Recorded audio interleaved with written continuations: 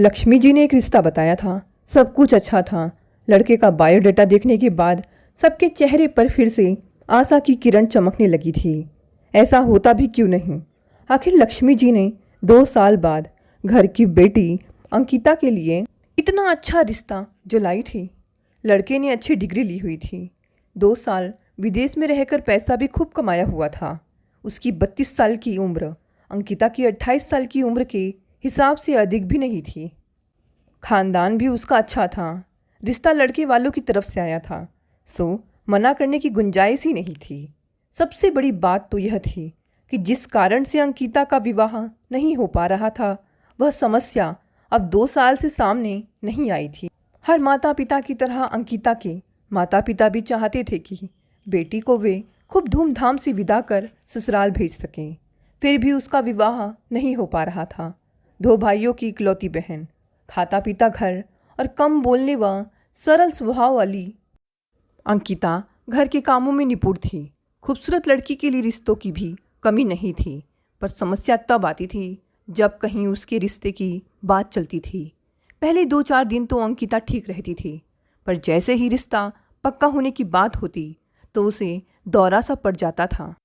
उसकी हालत अजीब सी हो जाती। हाथ पैर ठंडे पड़ जाते, शरीर कांपने लगता और होठ सफ़ेद पड़ जाते थे। वह फटी सी आंखों में बस देखती रह जाती और जबान पथरा जाती थी। सब पूछने की कोशिश कर कर हार जाते थे कि अंकिता कुछ तो बोल, तेरी ऐसी हालत क्यों हो जाती है, तू कुछ बता तो सही। पर अंकिता की जबान पर जैसे ताला सा पड़ा रहता, बस कभी कभी चीख उठती थी, नहीं नहीं मुझे बचा लो, मैं मर जाऊंगी, नहीं करनी मुझे शादी। और फिर रिश्ते वालों को मना कर दिया जाता। शुरू में तो उसकी हालत को परिवार वालों ने छिपाए रखा, सो रिश्ते आते रहे और वही समस्या सामने आती रही। पर धीरे धीरे यह बात रिश्तेदारों और फिर बाहर वालों को भी पता चल गई। तरह तरह की बातें होने लगी। कोई हमदर्दी दिखाने के साथ उसे तंत्रिकाओं के पास ले जाने की सलाह देता तो कोई साधु संतों का आशीर्वाद दिलाने को कहता और कोई डॉक्टरों को दिखाने की बात करता। पर कोई बीमारी होती तो उसका इलाज होता ना। एक दिन मौसी से बुआ जी ने कह भी दिया, मुझे तो दाल में काला लगता है, चाहे कोई माने ना माने। मुझे तो लग रहा है कि लड़की कहीं दिल लगा बैठी है और शर्म के मारे माँ बाप के सामने मुंह नहीं खोल पा रही है। वरना ऐसा क्या हो गया कि इतने अच्छे अच्छे घरों से रिश्ते ठुकरा रही है। अरे ये जहाँ कहेगी इसका रिश्ता कर देंगे, कम से कम ये आए दिन की परेशानी तो हटे। हाँ दीदी, लगता तो मुझे भी ऐसा ही है, लेकिन उस समय उसकी हालत देखी नहीं जाती। रिश्ते का क्या, कहीं ना कहीं तो हो ही जाएगा। इकलौती भांजी है मेरी, कुछ तो रास्ता खोजना ही पड़ेगा, मौसी दुख से कहती। और फिर जब मौसी ने एक दिन बातों ही बातों में बड़े लाड के साथ अंकिता के मन की बात जानी चाहिए, तो उसकी आंखें फटी की फटी रह गई, जैसे दुनिया का सबसे बड़ा दोष उसके सिर पर मढ़ दिया गया हो। काफ़ी देर बाद संभल कर बोली, मौसी आपने ऐसा सोचा भी कैसे? क्या आपको मैं ऐसी लगती हूँ कि इतना बड़ा कदम उठा सकूँ? नहीं बेटा, यह कोई गुनाह या अपराध नहीं है। हम तो बस तेरे मन की बात जानकर तेरी मदद करना चाहते हैं, तेरा घर बसाना चाहते हैं। क्या कहूँ मौसी, मैं तो खुद हैरान हूँ कि रिश्ते की बात चलते ही जाने मुझे क्या हो जाता है। बस यह समझ लीजिए कि मुझे शादी के नाम से नफरत है। मैं सारी ज़िंदगी शादी नहीं करूँगी। अंकिता सिर झुकाए कहती रही और फिर सच में वह आज 28 साल की हो गई, पर उसने शादी के लिए हाँ नहीं की। हालांकि कई बार अंकिता को विवाह की अहमियत का एहसास होता था कि माता पिता नहीं रहेंगे, भाई शादी के बाद अपने घर परिवार में व्यस्त हो जाएंगे, तो उसे कौन सहारा देगा। उसे भी शादी करके घर बसा लेना चाहिए। उसकी सखी सहेलियों के विवाह हो चुके थे और कितने के तो बच्चे भी हो गए हैं। अब इतने लंबे समय के बाद इस उम्र में उसके लिए इतना अच्छा रिश्ता आया था। सबको यही उम्मीद थी कि अब इतना समय गुजरने के बाद वह समझदार हो गई होगी और सोच समझकर फैसला लेगी। पर अंकिता ने फिर मना कर दिया था। पूरे हफ्ते तो इसी उधेड़-बुन में लगी रही कि आखिर में उसे यही लगा कि विवाह का रिश्ता संभालने में वह असफल रहेगी। उस रात वह जी भर कर रोई। इन सब बातों में उसका दोष सिर्फ इतना ही था कि उसे लगता था कि वह किसी की ज़िंदगी में शामिल होकर उसे कोई खुशी देने के लायक नहीं है। रात भर अनेक विचार उसके दिमाग में आते जाते रहे और सुबह उसे फिर दौरा पड़ गया था। माँ ने अंकिता के सिर में नारियल के तेल की मालिश की थी, उसे बादाम का दूध पिलाया था। दोनों भाई बार बार उसे आकर देख जाते थे। पिता उसके बराबर में सिर झुकाए बैठे सोच रहे थे कि आखिर क्या दुख है मेरी बेटी को, कोई कमी नहीं है, सब लोग इसे इतना प्यार करते हैं, फिर कौन सा दुख है जो इसे अंदर ही अंदर खाए जा रहा है। पर अंकिता के होठों पर फैली उसकी फीकी मुस्कान का राज कोई नहीं समझ सका, जिसने उसके अस्तित्व को ही टुकड़े टुकड़े कर दिया था। अंकिता ने बहुत कोशिश की थी। अंकिता ने खुद को बहलाने की बहुत कोशिश की थी, अकेली ज़िंदगी के कड़वे सच का आईना खुद को दिखाने की, लेकिन हर बार मायूसी ही उसके हाथ लगी थी। बिस्तर पर लेटी आंखें छत पर जमाए वह अतीत की गलियों से गुजर रही थी कि भाई अमित की आवाज़ पर ध्यान गया, जिसने गुस्से में पहले गमले को ठोकर मारी, फिर अंदर आकर माँ से बोला, माँ आप पापा को समझा दीजिए, उन्हें कुछ तो सोचना चाहिए कि वे कहाँ बोल रहे हैं। हमें कहीं भी डांटना गाली देना शुरू कर देते हैं, हमारी इज्जत का उन्हें तनिक भी ख्याल नहीं है। अब हम बच्चे तो नहीं रहे ना। माँ ने हड़बड़ाती हुई रसोई से आकर अमित की ओर प्रश्नवाचक निगाहों से देखा तो उसने मन की भड़ास निकाल दी।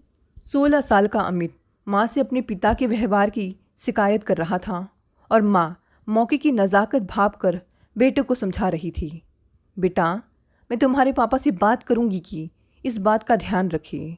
वैसे बेटा तुम यह तो समझते ही हो कि वे तुमसे कितना प्यार करते हैं, तुम्हारी हर फरमाइश भी पूरी करते हैं। अब गुस्सा आता है तो वे खुद को रोक नहीं पाते, यही कमी है उनमें कि ज़रा ज़रा सी बात पर गुस्सा करना उनकी आदत बन गई है। तुम उसे दिल पर मत लिया करो। रहने दो माँ, पापा को हमारी फिक्र कहाँ है, कभी भी कहीं भी हमारी बेइज्जती कर देते हैं, दोस्त के सामने भी कुछ भी कह देते हैं। तब यह कौन देख रहा है कि वे हमें कितना प्यार करते हैं, लोग तो हमारा मजाक बनाते ही हैं। अमित अभी भी गुस्से में भनभना रहा था और उसकी माँ विनीता माथा पकड़कर बैठ गई थी। मैं क्या करूं? तुम लोग तो मुझे सुनाकर चले जाते हो, पर मैं किससे कहूं? तुम क्या जानो, अगर तुम्हारे पिता के पास कड़वे बोल ना हो तो दुख किस बात का था। उनकी ज़बान ने मेरे दिल पर जो घाव लगा रखे हैं वे अभी तक भरे नहीं हैं, और आज तुम लोग भी उसका निशाना बनने लगे हो। मैं तो पराई बेटी थी, उनका साथ निभाना था, सो सब झेल गई, पर तुम तो हमारे बुढ़ापे की लाठी हो। तुम्हारा साथ छूट गया तो बुढ़ापा काटना मुश्किल हो जाएगा। काश मैं उन्हें समझा सकती। तभी पर्दे के पीछे सहमी खड़ी अंकिता धड़कते दिल से माँ से पूछने लगी, माँ क्या हुआ? भैया को गुस्सा क्यों आ रहा था? नहीं बेटा, कोई बात नहीं, तुम्हारे पापा ने उसे डांट दिया था ना, इसीलिए कुछ नाराज़ था। माँ आप पापा से कुछ मत कहना, बेकार में झगड़ा शुरू हो जाएगा। डर से पीली पड़ी अंकिता ने धीरे से कहा। तू बैठ एक तरफ, पहले से ही भरी बैठी विनीता ने कहा। उनसे बात नहीं करूँगी तो जवान बेटों को भी गवा बैठूँगी। क्या कर लेंगे? चीखेंगे, चिल्लाएंगे, ज़्यादा से ज़्यादा मार डालेंगे ना। देखूँगी मैं भी, आज तो फैसला होने ही दे, उन्हें सुधरना ही पड़ेगा। विनीता जब से ब्याह कराई थी उन्होंने सुख महसूस नहीं किया था। वैसे तो घर में पैसे की कोई कमी नहीं थी, ना ही संतोष जी का चरित्र खराब था, बस कमी थी तो यही कि उनकी ज़बान पर उनका नियंत्रण नहीं था।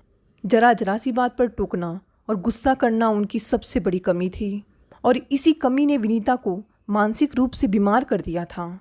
वे तो यह सब सहते सहते थक चुकी थी। अब बच्चे पिता की तानाशाही के शिकार होने लगे हैं। बच्चों को बाहर खेलने में देर हो जाती है तो वहीं से गालियाँ देते और पीटते घर लाते। उनके पढ़ने के समय कोई मेहमान आ जाता तो सबको एक कमरे में बंद कर यह कहते हुए बाहर ताला लगा देते, नालायकों, इधर उधर ताक झांक करके समय बर्बाद किया तो टांगे तोड़ दूंगा। 1 घंटे बाद सबसे सुनूंगा कि तुम लोगों ने क्या पढ़ा है। चुपचाप पढ़ाई में मन लगाओ। उधर विनीता उस डांट का असर कम करने के लिए बच्चों से नरम व्यवहार करती और कई बार उनकी गलत मांगों को भी चुपचाप पूरा कर देती थी। पर आज तो उन्होंने सोच रखा था कि वे संतोष जी को समझा कर ही रहेंगी कि जब बाप का जूता बेटे के पैर में आने लगे तो उससे दोस्त जैसा व्यवहार करना चाहिए, वरना कल औलाद ने पलट कर जवाब दे दिया तो क्या इज्जत रह जाएगी। औलाद भी हाथ से जाएगी और पछतावे की सिवा कुछ नहीं मिलेगा। अपने विचारों में विनीता ऐसी डूबी कि पता ही नहीं चला कि कब संतोष जी घर आ गए। घर अंधेरे में डूबा था। उन्होंने खुद बत्ती जलाई और उनकी जबान चलने लगी। किसके बाप के मरने का मातम मनाया जा रहा है जो रात तक बत्ती भी नहीं जलाई गई? अंकिता, कहाँ है तू? तू ही यह काम कर दिया कर। इन गधों को तो कुछ होश ही नहीं रहता। फिर उन्होंने तिरछी नज़रों से विनीता को देखा। और तुम्हें किसी काम का होश है या नहीं? चाय पानी भी पिलाओगी या नहीं? अंकिता, तू ही पानी ले आ। उधर अंकिता माँ की आड़ में छिपी थी। उसका दिल आज होने वाले झगड़े के डर से काँप रहा था। फिर भी उसने किसी तरह पिता को पानी ला कर दिया। पानी पीते उन्होंने अंकिता से पूछा, इन रानी साहिबा को क्या हुआ? अंकिता के मुंह से बोल नहीं फूटे थे तो हाथ के इशारे से मना किया, पता नहीं। वे दोनों नवाबजादे कहाँ हैं? पापा, बड़े भैया का आज मैच था, वे अभी नहीं आए हैं और छोटे किसी दोस्त के यहाँ नोट्स लेने गए हैं। किसी अनिष्ट की आशंका मन में पाले अंकिता डरते डरते कह रही थी, ये सुअर की औलाद सोचते हैं कि बल्ला घुमा घुमा कर सचिन तेंदुलकर बन जाएंगे और दूसरा नोट्स का बहाना करके कहीं आवारागर्दी कर रहा है। सब जानता हूँ। संतोष जी की आंखें सोले बरसाने को तैयार थी। बस इसी अंदाज पर विनीता कुड़ कर रह जाती। उनकी आत्मा तब और छलनी हो जाती जब बच्चे पिता की इस ज्यादती का दोष भी उनके सिर मर देते कि माँ, आपने अगर शुरू से पिताजी को टोका होता या उनका विरोध किया होता तो आज यह नौबत ही नहीं आती। मगर वे बच्चों को कैसे समझाते?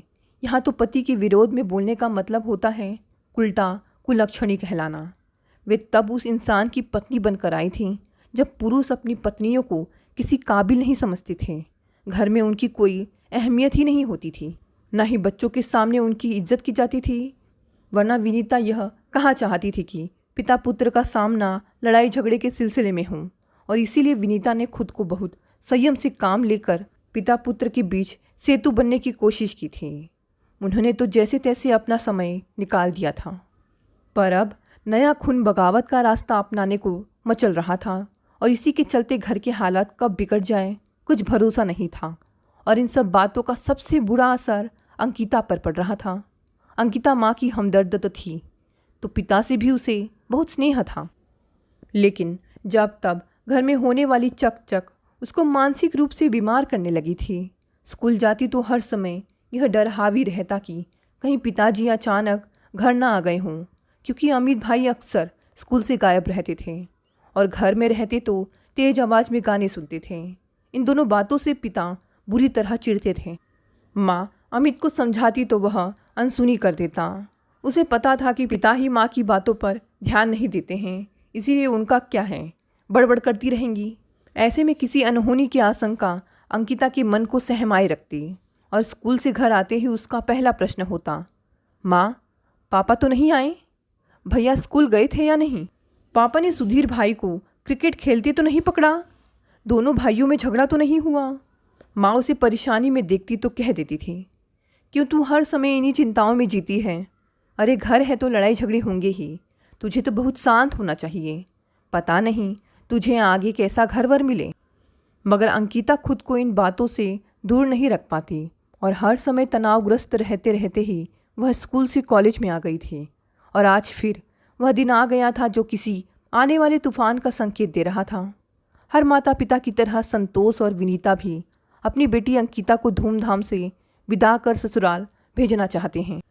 28 साल की हो चुकी अंकिता का नया रिश्ता आया तो सभी ने सोचा कि यह रिश्ता चूँकि काफ़ी समय बाद आया है, लड़का अच्छा पढ़ा लिखा व उच्च पद पर है और अंकिता ज़्यादा समझदार भी हो गई है, अतः वह इस रिश्ते को हरी झंडी दे देगी। लेकिन अंकिता को लगा कि वह विवाह का रिश्ता संभालने में असफल रहेगी। भाई अमित का मुकदमा माँ की अदालत में था। माँ पिताजी दोनों की चुप्पी आने वाले तूफान का संकेत दे रही थी। किसी भी क्षण झगड़ा होने वाला था। इसलिए अंकिता फिर पिता की ओर बढ़कर बोली, पापा आप हाथ मुँह धोएं, मैं चाय बनाती हूँ। रसोई में जाकर भी अंकिता का मस्तिष्क उलझा रहा। पापा काम से थके हारे आते हैं, ये बात तो बाद में भी हो सकती है। भाई अमित सुधीर भी अब बड़े हैं, उन्हें अपनी जिम्मेदारियां समझनी चाहिए। समय से घर आना व पढ़ना चाहिए, दोनों कुछ ख्याल ही नहीं रखते। अंकिता अक्सर पिता का पक्ष लेती। इसके पीछे छिपा कारण यह था कि वह माँ को गुस्से से बचाना चाहती थी, लेकिन विनीता को शिकायत होती कि वह सब कुछ जानते हुए भी पिता का पक्ष लेती है। पिता चाय की प्याली लेकर कमरे में चले गए और अंकिता से पूछा, तुम्हारी माँ को क्या हुआ? कुछ नहीं। क्यों, आपसे कुछ कहा है उन्होंने?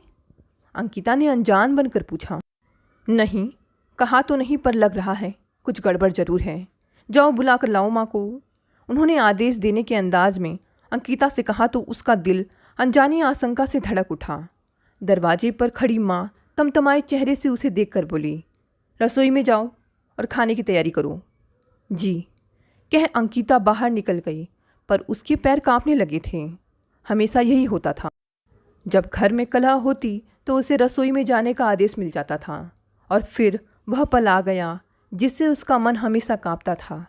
अंदर माँ पापा से कह रही थी, देखिए आज मैं आपसे ऐसी बात कहने वाली हूँ जिसमें आपकी, बच्चों की व इस घर की भलाई है। यह समझ लीजिए कि घर के इस माहौल ने अंकिता की ज़िंदगी पर गहरा असर डाला है। हमेशा एक तानाशाह बनकर घर पर राज किया है। मुझे बराबरी का दर्जा देना तो दूर, आपने हमेशा अपने पैर की जूती समझा है। मैंने फिर भी कुछ नहीं कहा। अंकिता भी मुझे ही चुप कराती है क्योंकि वह लड़ाई झगड़े से डरती है, लेकिन अब मामला दोनों लड़कों का है। अब अमित ने भी कह दिया है कि पापा हम दूसरों के सामने बेइज्जत करते हैं। संभालिए खुद को, वरना कल सुधीर घर से भागा था, अब कहीं अमित भी। कर चुकी बकवास, खबरदार अब एक शब्द भी आगे बुला तो। अंगारों सी लाल आंखें लिए मुट्ठियां भींचे संतोष की कड़क आवाज दूर तक जा रही थी। कान खोलकर सुन लो, बच्चों को बिगाड़ने में सिर्फ तुम्हारा हाथ है। तुम्हारे कारण ही वे इतनी हिम्मत करते हैं। कहाँ है वह उल्लू का पट्ठा? मेरे सामने कहता तो खाल खींच देता उस सुअर की। गाली देने से झूठ सच नहीं होता। तुम्हें बदलते वक्त का अंदाज़ा नहीं। बच्चों के साथ कदम नहीं मिला सकते तो उनका रास्ता मत रोको। विनीता भी तैस में आ गई थी। जिस बात से दूर रखने के लिए विनीता ने अंकिता को रसोई में भेजा था, वे सारी बातें दीवार की हदें पार कर उसके कानों में गूंज रही थी। संतोष मर्दों वाले आवाज़ में विनीता की कमजोरियों को गिनवा रहे थे और दोनों बेटे माँ की बेइज्जती पर दुख से पहलू बदल रहे थे तो अंकिता दोनों भाइयों को फटकार रही थी। लो पड़ गया चैन। एक दिन भी घर में शांति नहीं रहने देते। रोज़ कोई ना कोई हंगामा होता है। रोज़ के झगड़ों से मेरी जान निकल जाती है। इससे अच्छा है मैं मर ही जाऊं। ऊपर से मौसी बुआ रोज आकर अपने पतियों की वीरगाथाएं सुनाती हैं कि वे उनसे लड़ते हैं। क्या सारे पुरुष एक से होते हैं? उन्हें यही करना होता तो वे शादियां ही क्यों करते हैं? सुधीर गुस्से से गुर्राया, तुम चुप ही रहो। सारा दोष माँ पिताजी का है। हर समय ये झगड़ते रहते हैं। पापा तो सारी उम्र हम बच्चों को बच्चा ही समझते रहेंगे। जब मन में आया डांट दिया, जब मन में आया गाली दे दी। उधर माँ की तेज आवाज़ आने पर अंकिता माँ की ओर बढ़ी। माँ रहने दो, आप ही चुप हो जाइए।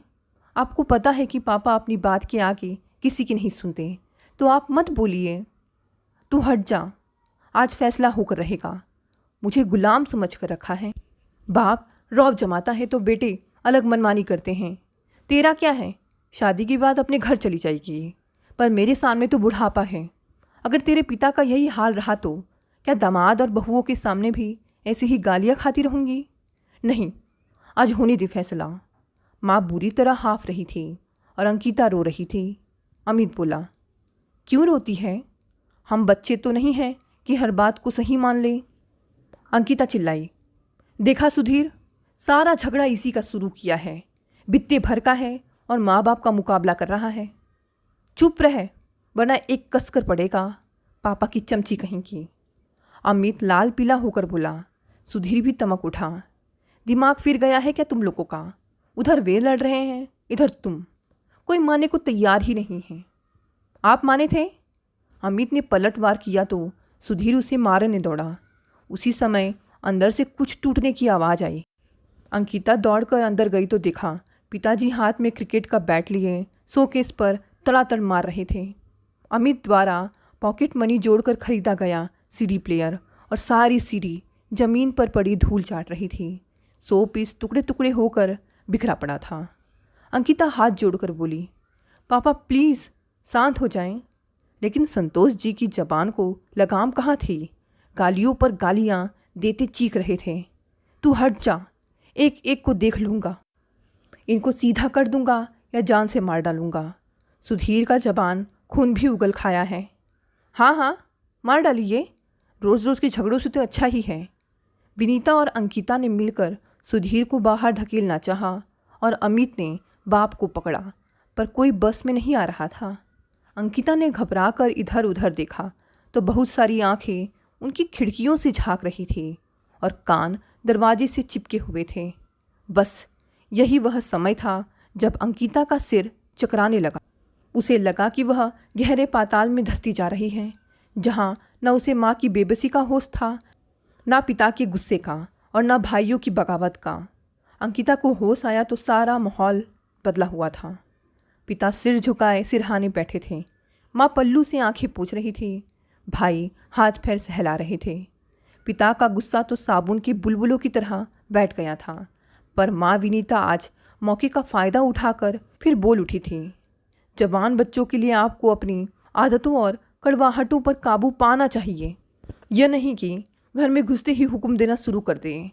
सुधीर ने उन्हें चुप कराया। माँ बस भी करो, देख नहीं रही हैं अंकिता की हालत। संतोष जी अंकिता की हालत देख खामोश और शर्मिंदा थे, तो माँ बेटों की तकरार चालू थी। सब एक दूसरे को दोष दे रहे थे। पिता का कहना था कि अगर बच्चों पर लगाम ना कसो तो वे बेकाबू हो जाएंगे।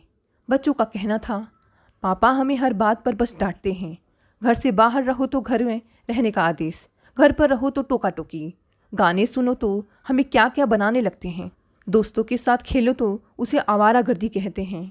हम तो यहाँ बस माँ के कारण चुप हैं, वरना। विनीता बेटों को चुप करा रही थी। चुप रहो, जवान हो गए हो तो इसका मतलब यह नहीं कि पिता के सामने जबान खोलो। सब मिलकर अंकिता को एहसास दिलाना चाह रहे थे कि कोई किसी का दुश्मन नहीं। हाँ झगड़े तो होते ही रहते हैं, देखो तुम्हें तकलीफ हुई तो सब तुम्हारी चिंता में बैठे हैं। माँ ने अंकिता के बाल सहलाए। देखो सब लड़ झगड़ कर एक हो जाते हैं, पर तुम बेकार में उसे दिल में पाल लेती हो। अंकिता बिखर गई। माँ आपको अच्छा लगे या बुरा, पर सच यह है कि गलतियाँ आपकी भी हैं। आपको यही लगता है कि पिताजी ने कभी आपकी कद्र नहीं की है, लेकिन मैं जानती हूँ कि पापा के मन में आपके लिए क्या है। आप घर नहीं होती तो आपको पूछते हैं, आपकी बहुत सी बातों की सराहना निगाहों से करते हैं, पर कहना नहीं आता उन्हें। लेकिन उनकी तकलीफ देह बातों के कारण आपका ध्यान उनकी इन बातों पर नहीं जाता। इसी कारण पापा पर गुस्सा आने पर आप बच्चों के सामने पापा की कमजोरियां गिनवाती हैं और फिर बच्चे उनको आपकी पीठ पीछे बुरा भला कहते हैं। अंकिता बोल रही थी और विनीता चोर सी बनी सब बातें सुन रही थी। संतोष जी भी अंकिता की हालत से घबराए थे। हमेशा ही गुस्सा ठंडा होने पर वह एकदम बदल जाते थे। उन्हें बीवी बच्चों पर प्यार उमड़ जाता था। आज भी यही हुआ। वे उठे और टूटा सोप पीस सीडी प्लेयर उठाकर गाड़ी में रखने लगे। टूटी सीडी के नाम नंबर नोट करने लगे। अंकिता खामोशी से लेटी देख रही थी कि अब पापा बाजार जाकर सब नया सामान लाएंगे। आइसक्रीम मिठाई से फ्रिज भर जाएगा। माँ के लिए नई साड़ी, भाइयों को पॉकेट मनी मिलेगी। प्यार से समझाएंगे कि बेटा अभी तुम लोगों का ध्यान पढ़ने में लगना चाहिए। मैं तो चाहता हूँ कि तुम लोग खाओ पियो हंसो बोलो। पिताजी खुश होंगे तो सबके साथ बैठे दुनिया जहान की बातें करेंगे। माँ भी चहकती फिरेगी। बस 2 दिन बाद ही जरा सी कोई बात होगी और फिर हंगामा शुरू हो जाएगा। अंकिता का तो कॉलेज जाना भी बंद हो चुका था। यूँ वहाँ जाने पर भी हमेशा की तरह मन धड़कता था कि कहीं फिर दोनों भाइयों में माँ बाप में झगड़ा ना हो गया हो, कहीं मौसी और बुआ अपने अपने पतियों से झगड़ कर ना आ बैठी हों। बस यही हालात थे जिनके कारण अंकिता को पुरुषों से नफरत हो गई थी, जिसमें उसके पिता, भाई, फूफा, मौसा सभी शामिल थे। सारे पुरुष उसे जल्लाद लगते थे, जो सिर्फ स्त्रियों पर अपना हक जताकर उन्हें नीचा दिखाना चाहते थे। इससे बचने के लिए वह इतना ही कर सकती थी कि मर्दों के साए से दूर रहे। आज उसके भाई अच्छा खासा कमाकर परिवार वाले हो गए थे। एक अंकिता ही थी जिसके लिए सब कुछ बेकार हो चला था। अब यह रिश्ता फिर से हाथ आया था और अंकिता ने फिर से इनकार कर दिया था। इस बार संतोष जी को गुस्सा तो बहुत आया, फिर भी खुद पर काबू पाकर वे अंकिता को समझा रहे थे। यह क्या नादानी है, तुम्हारी इतनी उम्र होने पर भी यह रिश्ता आया है, अब कहीं ना कहीं तो समझौता करना ही पड़ेगा। खुशियाँ दरवाजे पर खड़ी है, फिर तुम्हें क्या परेशानी है? या तो मुझे यह बात स्पष्ट समझानी होगी, वरना मैं अपने हिसाब से जो करना है कर दूंगा। कुछ समय अंकिता सिर झुकाए खड़ी रही, फिर हिम्मत करके बोली, आप मुझसे जवाब मांग रहे हैं? तो सुनिए पापा, मैं हार गई हूँ खुद से लड़ते लड़ते। बहुत सोचने के बाद मुझे विश्वास हो गया है कि मैं माँ जैसी हिम्मत व सब्र नहीं रखती। मैं नहीं चाहती कि मेरे पिता द्वारा जो व्यवहार मेरी माँ से किया गया वही व्यवहार कोई और व्यक्ति मेरे साथ करे। औरत होने के नाते मैं उस औरत के दुख को महसूस कर सकती हूँ जो मेरी खुद की माँ है। हो सकता है कि विवाह के बाद मैं भी व्यवहारिकता में जाकर सब कुछ सह लूँ, पर मैं इतिहास दोहराना नहीं चाहती। आपके माँ व परिवार के बीच होने वाले झगड़ों ने मेरे अस्तित्व को ही जैसे खोखला व कमज़ोर बना दिया है। मुझे नहीं लगता कि मैं अब किसी परिवार का हिस्सा बनने लायक हूँ। एक अनजाना सा डर मुझे हर खुशी से दूर ही रखेगा, इसलिए आप मुझे माफ़ कर दें, रिश्ते के लिए मना कर दें। इतना कहकर वो दोनों हाथों से मुंह छिपाकर फूट फूट कर रोती और कमरे में भाग गई। अंकिता की बात सुनकर संतोष जी सन्न रह गए। उन्होंने सोचा भी नहीं था कि आए दिन घर में होने वाले झगड़े उनकी बेटी की ज़िंदगी में ऐसा गहरा निशान छोड़ जाएंगे कि उसकी ज़िंदगी की खुशियाँ ही छिन जाएगी। ज़िंदगी के कटघरे में आज वे अपराधी बन सिर झुकाए खड़े थे। कहीं ना कहीं उन्हें पछतावा तो ज़रूर हो रहा था। दोस्तों, ये कहानी यहीं समाप्त हो गई। आशा करती हूँ कहानी का कॉन्सेप्ट आपको समझ आ गया होगा। दोस्तों, मिलते हैं अगली कहानी से। धन्यवाद।